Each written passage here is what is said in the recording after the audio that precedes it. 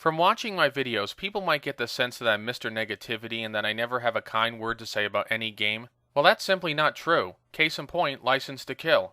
I went into this game with the lowest expectations imaginable, but as it turns out, I like this game a lot.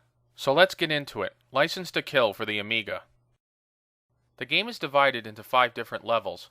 In each one, you're required to do a different task based on a scene from the movie.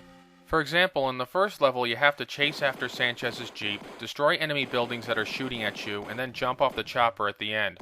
Unlike a number of other Bond games, there isn't just one type of level throughout the whole thing. In other words, it's not all side-scrolling levels, or first-person shooter levels, or driving levels. Every level is a different type of experience. The one key similarity between all the levels is that they're shown from an overhead perspective. I believe that the genius of this game is that instead of trying to cram every playable movie scene into a particular mode of gameplay, they diversified it.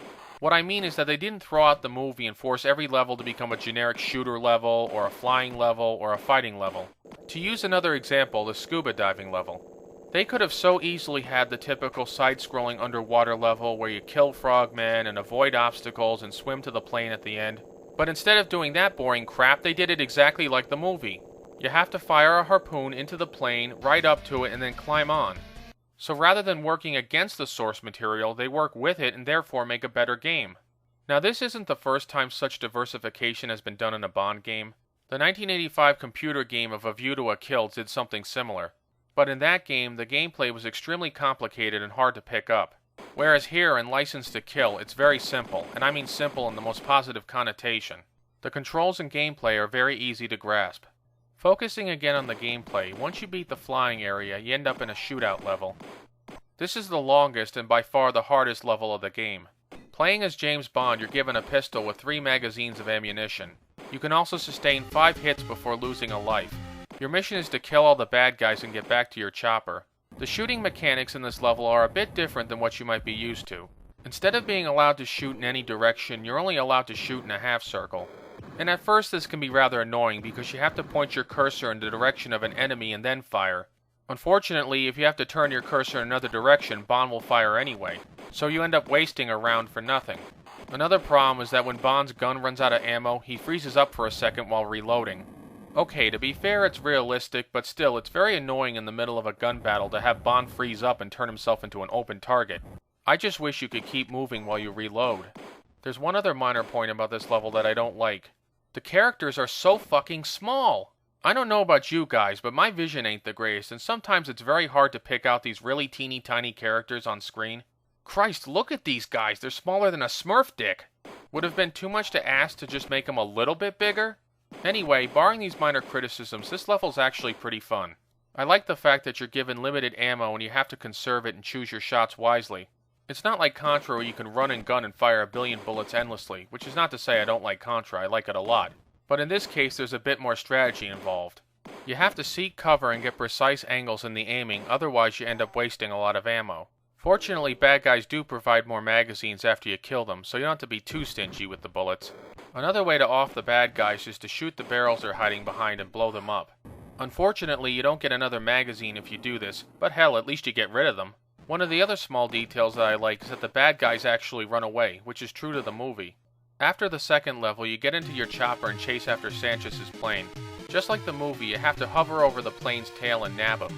However, this level is so short and so easy that I almost don't think it qualifies as a level. It's more of a mini-game if anything. Sure, there's a time limit, but in many cases I managed to nab the plane in 10 seconds or less. So unfortunately there's not a lot of challenge, but it's still fun to do. Also, I really like the detail where James jumps out of the plane and his British flag parachute deploys. Once again, it's a nice touch that mirrors the movie. The fourth level is the aforementioned scuba diving scene. Like the other levels, it follows the film very closely. You have to dodge the fire from gunboats by going underwater, but you can only stay underwater for a limited time before your air runs out and you have to resurface. The best strategy is to stay underwater as much as possible though, because it protects you from the bullets. You can also get extra points by destroying cocaine parcels and killing frogmen that are coming after you. In fact, you need to kill one of the frogmen to get their spear gun so you can shoot it into the plane. But you only get one shot, so if you miss, you have to kill another frogman to get another spear gun. I like this level a lot because it's very faithful to the film and provides a nice challenge. My only complaint with this level is the appearance of the plane. Sometimes the plane appears very early in the level and you can spear it and get on it in 30 seconds or less. Other times it seems to take forever to show up, and if you miss it, it can go off and you have to keep on swimming till it reappears. I think it might have worked better if you had to kill a number of frogmen, like say 10, and then the plane shows up. Other than that minor gripe, I think it's a fun level. The last level in the game, and my personal favorite, is the tanker chase. Not to sound like a broken record, but once again it follows the movie very closely. You jump from the plane onto the truck, hijack it, and go after the other bad guys. And this is where the fun begins. You have to run over jeeps firing Stinger missiles at you and destroy other tanker trucks by knocking them off the road. It's a lot like playing Spy Hunter, only this time you don't have to worry about any fucking innocent civilians getting in the way. The biggest threat in the level is the Stinger missiles. If you get hit by enough of them, they can destroy you. But thankfully, the truck can take a lot of damage, and as long as you stay on the left side of the screen, you can typically avoid most of the shots. After you destroy all the trucks and jeeps, you arrive at the end of the level. And I have to admit that this ending is pretty lame. I mean, come on, they couldn't have given you more than a simple congratulations. I think it would have been much better if they'd given you a boss fight with Sanchez to wrap up the game. Even so, the preceding level is a lot of fun, so I can't fault them too much for that. Some people might slam the game because they think it's too short and it's too easy. And yeah, okay, you got a point there, it is too short and easy, but at least this game does what it does well. And that's something you can't say for a game like Terminator 2 for the Amiga. If this game committed one cardinal sin, it's that it left me wanting more. I wish they could have added in extra levels like the Marina Shootout, the Ninja Fight, and the conveyor belt battle at the drug lab. In the end, I think this game is a lot like the legacy of the two Dalton Bond films. They're both highly underrated and deserve a lot more credit than they ever got. So in conclusion, I definitely recommend checking out this game if you get a chance. Unlike a number of other bad Bond games, I think it's worth your time to play this one. This is Film and Stuff signing off. Thanks for watching.